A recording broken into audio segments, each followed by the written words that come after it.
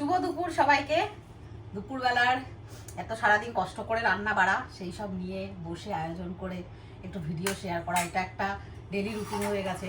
কারণ একজনার যে সুন্দর করে রান্না করে সেটা দেখে আরও অনেকজনারও খাবার প্রতি যে একটা ভালোবাসা সেটা জন্মায়। যেমন আমার লোকের খাবার ভিডিও দেখতে, রান্না দেখতে দারুণ লাগে, অসাধারণ লাগে। সেই রকম আজকে কি কি রান্না করেছি দেখো। আজকের রান্নাগুলো দেখো, খুব সুন্দর সুন্দর রান্না করেছি।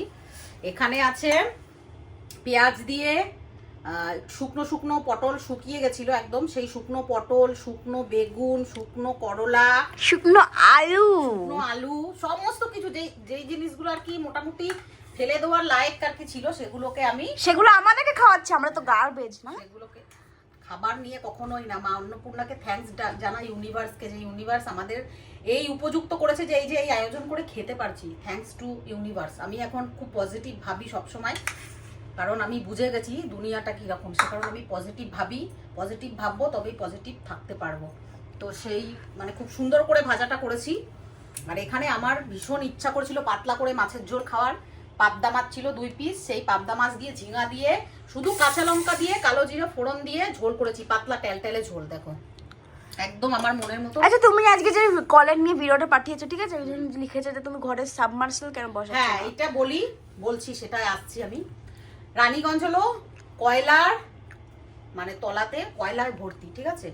আমাদের এখানে শুধু মিউনিসিপ্যালিটির এমনি জল ছাড়া সাবমার্সেল বলো বা চাপা কল, বোরিং বলো, এগুলোর পারমিশন নেই।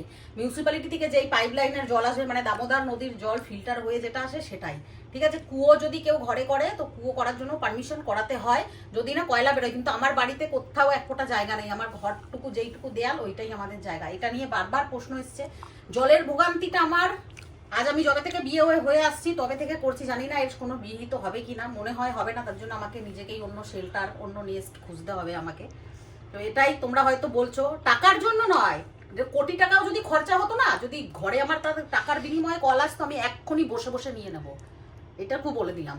টাকার জন্য ভেবো না। যে একজন কমেন্টও করেছো সুন্দর, যে গাদা গাদা খাচ্ছ আর টাকা খরচা করে, না, এটা প্রবলেম আছে।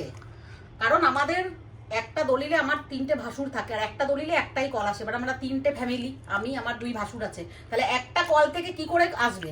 এখনো আমাদের মিউটেশন ভাগাভাগি হয়নি, কারণ অনেক প্রবলেম আছে, যেহেতু দলিলে আমাদের সবার নাম আছে। এগুলো আমি বলে দিলাম তোমাদের ডিটেলসে, কারণ তোমরা অনেকে জান পার্টিকুলার এক একজন করে আমার ইন্ডিভিজুয়ালি করে কমেন্ট করা সহ্য পসিবল হয় না। আর এইটা হলো এমন একটা সমস্যা যেটার কি বলবো, আজকে যেমন এই ঘটনাটা ঘটেছে, কতটা শয়তান বদমাইশ হলে মানুষ এরকম করতে পারে, কি বলবো আমি। তোমরা আমার পরিবার, তাই তোমাদের কাছে ভালো মন্দ সমস্ত কিছু শেয়ার করি, কারণ অনেক সাজেশন তোমাদের কাছ থেকে আমি পাই, সেই জন্য। আর এখানে দেখো, এটা তো দেখালাম পাতলা ঝোল, আর এটা হলো অল্প একটু চিকেন ছিল, একটু চিকেন ছিল ম্যাক্সের, বড় বড় সাইজের। তো সেই চিকেন গুলোই আজকে, শুকনো বেগুন, শুকনো করলা, শুকনো আলু, শুকনো পেঁয়াজ, তো এইখানে সেই পটল দিয়ে প্রথমে ভাবছিলাম নিরামিষ পটল করব। তো সেই পটলের ভেতরে আজকে আমি এই যে চিকেন গুলোকে দিয়ে, পটল আলু দিয়ে সুন্দর করে রান্না করেছি, ভালো করেছি, যাতে আমার ছেলে মেয়ে ভক্তি করে খেতে পারে, কারণ ওদের নিরামিষ পেটে রয়েছে না, তো তার জন্য আমিও খেতে পারি না।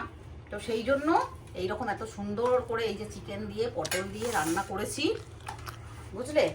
আর পুরো ব্যাপারটা যতক্ষণ না তোমরা জানবে ততক্ষণ প্লিজ বলবে না। নিশ্চয়ই আমি যখন একটা ভিডিও পোস্ট করি, সেটা আমি কন্টেন্টের জন্য ভিডিওটা পোস্ট করি না। ভিডিওটার কিছু মুহূর্ত গুরুত্বপূর্ণ আছে, তবেই সেটা পোস্ট করা হয়। তো এই কলের ব্যাপারটা, জলেরটা নিয়ে আমি বললাম, কারণ এইরকম এই ভিডিওগুলো অনেকেই দেখে, আমার ভিডিওগুলো দেখে, যদি মিউনিসিপ্যালিটিতে পর্যন্ত কথাটা পৌঁছায়, এই জন্যই পোস্ট করা। রানীগঞ্জের যদি প্রশাসন যদি দেখে যে একজন কিভাবে সাফার করছে, সেটা দেখার জন্য, সেই জন্যই পোস্ট করা ভিডিওটা, ঠিক আছে। আশা করি বোঝাতে পেরেছি তোমাদেরকে আমি।